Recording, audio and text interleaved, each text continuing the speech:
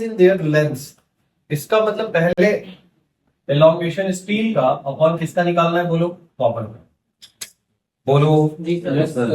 अब देखो थोड़ा ध्यान से, एल क्या होता है, F L upon A Y. तो अगर मैं डिवाइड करूंगा तो force in steel upon force in copper आएगा सेम रेशियो में, क्योंकि वो इसके प्रोपोर्शनल है, बोलो। Length of steel length of copper आएगा, एरिया का मतलब पाई आर ऑफ कॉपर का square upon pi r of steel का स्क्वायर।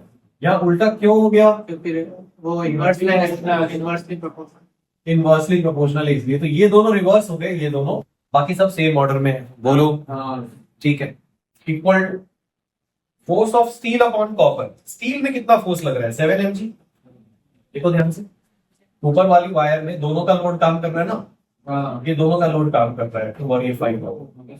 और नीचे वाले में किसका कर रहा है, सिर्फ 5 mg का। नीचे वाले में सिर्फ यही वेट के कारण टेंशन डेवलप होगी, ऊपर में दोनों के कारण होगी, बोलो। स्टील टू कॉपर लेंथ का रेशियो क्या गिवन है, देखो उसने कहा डायामीटर लेंथ और यंग्स मॉडुलस का रेशियो है PQS। डायामीटर लेंथ, ये लेंथ का रेशियो हो गया, इसका मतलब क्या लिख देंगे यहाँ पे, Q।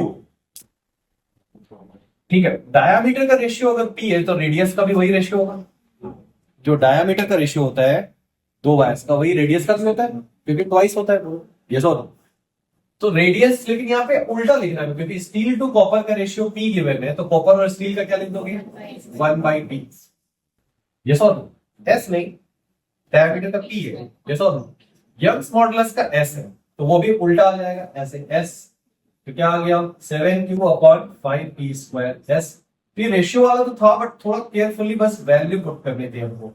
दूसरी बात, कई लोगों को लगता है कि डायामीटर अगर डबल है, ऐसा लगता है ना कि डायामीटर अगर डबल है तो जो रेशियो रेडियस का होगा उसका डबल रेशियो डाया का होगा। ऐसा बिल्कुल नहीं है। देख, y इक्वल टू 2x है, अगर मतलब diameter equal to twice of radius है, तो इसको मैं d2 लिखूंगा, इसको r2, d1 लिखूंगा तो r1।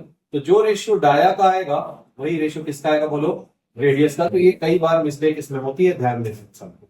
ठीक है, बस एक बार कॉपी में लिख लोगे ना सिंपल तरीके से, जो रेशियो डाया का होता है वही रेशियो